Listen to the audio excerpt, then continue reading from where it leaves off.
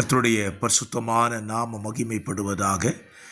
ஆசீர்வாதமான ஒரு நல்ல காலவேளையிலையும் அனுதின மன்னா என்கிற செய்தியின் வழியாக உங்களை சந்திப்பதிலே மிகுந்த சந்தோஷம். இந்த நாளிலே இந்த செய்தியை உங்களை தொடட்டும், உங்களோடு கூட பேசட்டும் என்று சொல்லி கர்த்தருக்குள் விசுவாசிக்கிறேன். இந்த காலை தியானத்திற்காக ஆதியாகமம் 39 அதிகாரத்தை தியானத்துக்கு எடுத்துக்கொள்வோம். 23 வசனங்களை உள்ளடக்கின ஒரு வார்த்தை. இந்த அதிகாரத்திலிருந்து தொடர்ச்சியாக யோசேப்பின் வாழ்வை குறித்து நம்ம தியானிக்க முடியும். இந்த அதிகாரத்தில் யோசேப்பின் பரிசுத்த வாழ்க்கையை குறித்து, அவன் பரிசுத்தத்துக்காய் நின்றதான காரியத்தினாலே அவன் சந்தித்த பிரச்சனைகளை குறித்தும் இந்த அதிகாரம் விவரிக்கிறது.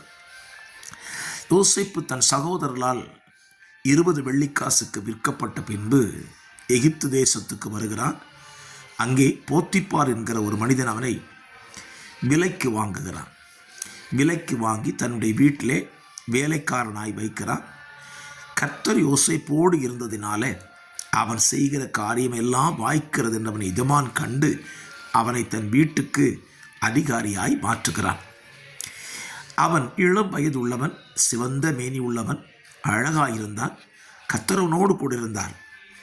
இந்த கர்த்தர் யாரோடு இருக்கிறாரோ, கர்த்தருடைய கிருபை யாரோடெல்லாம் இருக்கிறதோ அவன் அழகாய்த்தான் இருப்பான்.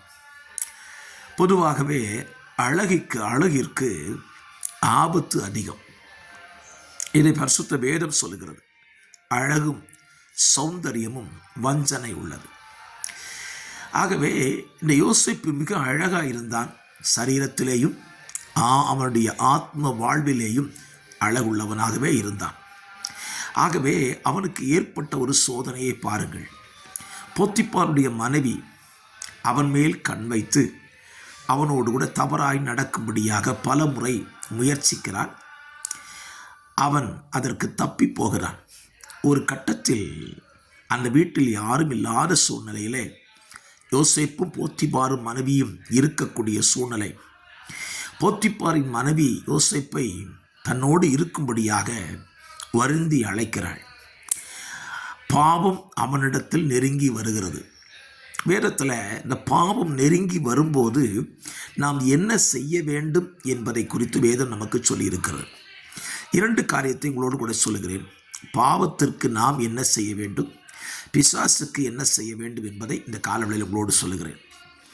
பிசாசு வருவானால் அவனுக்கு நாம் எதிர்த்து நிற்க வேண்டும். பாவம் வருமானால் ஓடி போக வேண்டும். நம்ம இதை மாற்றி செஞ்சிடவே கூடாது. பிசாசுக்கு பயந்து ஓடுவதும் பிசாசுக்கு எதிர்த்து நிற்காமல் பாவத்துக்கு நம்ம எதிர்த்து போராடினால் பிரச்சனையை சந்திக்க வேண்டியது வரும்.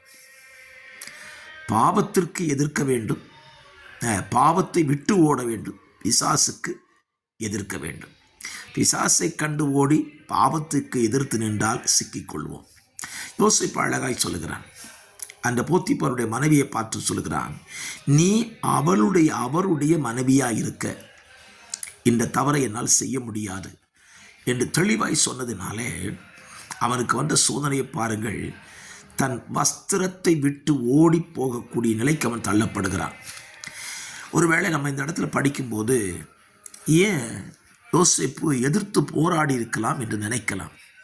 வேதம் தெளிவாய் சொல்லுகிறது. எபிரெயர் 12 அதிகாரத்தில் நம்மை சுற்றி நெருங்கி நிற்கிற பாவத்தையும் பாரத்தையும் தள்ளிவிட்டு, யோசேப்பு தன்னிடத்தில் நெருங்கி வந்த பாவத்தை தள்ளிவிட்டு ஓடி போனான். அதனாலே அவனுக்கு பெரிய நன்மை கிடைத்து விடவில்லை. அவன் பாவத்தை தள்ளிவிட்டு ஓடினதினாலே அவனுக்கு கிடைத்தது சிறைவாசகம்தான். இன்றைக்கு பாருங்கள், பாவத்துக்கு நீங்கள் விலகி ஓடி பாருங்கள். ஒருவேளை உங்களுக்கு பிரச்சனைகள் வரலாம், கவலைப்படாதிருங்கள். பாவத்துக்கு விலகி ஓடி போகிறதுனால் வரக்கூடிய பிரச்சனை நிரந்தரம் அல்ல. அது நம்மை உயர்வுக்கு நேராய் கொண்டு போகும். யோசேப்பினுடைய வாழ்க்கையில் அவன் பாவத்துக்கு எதிராக அவன் ஓடினதுனால யோசேப்பின் வாழ்வை ஆரம்ப கட்டத்தில் சிறைச்சாலைக்கு அவன் சென்றாலும் அங்கேயும் கர்த்தர் அவனை உயர்த்த ஆரம்பிக்கிறார். என்னை கேட்கிற அருமையான கர்த்தருடைய பிள்ளைகளே, உங்கள் வாழ்க்கையில் இந்த காலையில் தீர்மானம் எடுங்கள். உங்களிடத்தில் நெருங்கி வருகிற எந்த பாவத்துக்கும் விரோதமாய் போராடாதிருங்கள். நான் போராடி ஜெயித்து விடுவேன் என்று சொல்லாதிருங்கள். பாவத்துக்கு விரோதமாய் போராடி ஜெயிக்க முடியாது. பாவத்தை கண்டு விலகிதான் நம்ம ஓட வேண்டும். ஆனால் இந்த பாவத்தை கொண்டு வருகிற பிசாசை நம்ம என்ன செய்யணும்? கண்டு விலகி ஓடவே கூடாது. பிசாசுக்கு நம்ம எதிர்த்து நின்றுத்தான் ஆக வேண்டும். ஏனென்றால் ஆண்டவராகிய தேவன் பேதுருவை கொண்டு சொல்லியிருக்கிறார், பிசாசுக்கு எதிர்த்து நில்லுங்கள், அப்பொழுது அவன் உங்களை விட்டு ஓடி போவான். பாவத்துக்கு நாம் ஓடி போக வேண்டும், நம்மை கண்டு பிசாசு ஓட வேண்டும். இந்த ரெண்டும் கரெக்டாக நடந்துட்டா தேவன் நம்மை பத்திரமாய் பாதுகாத்து கொள்ள அவரும் நமக்கு உதவி செய்வார்.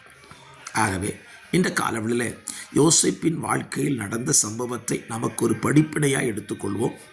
பாவத்தை கண்டு விலகி ஓடுவோம். பாவத்தை கொண்டு வருகிற பிசாசை எதிர்த்து நிற்போம். நிச்சயமாய் கர்த்தர் நமக்கு உதவி செய்வார். ஜெபிக்கலாம். பரிசுத்தமுள்ள நல்ல பிதாவே, இந்த நல்ல கால வேளையிலும் இந்த வார்த்தைகளை தியானம் பண்ண உதவி செய்தீங்க. கேட்கிறவர்களுக்கு ஆண்டவரே ஸ்தோத்திரம்.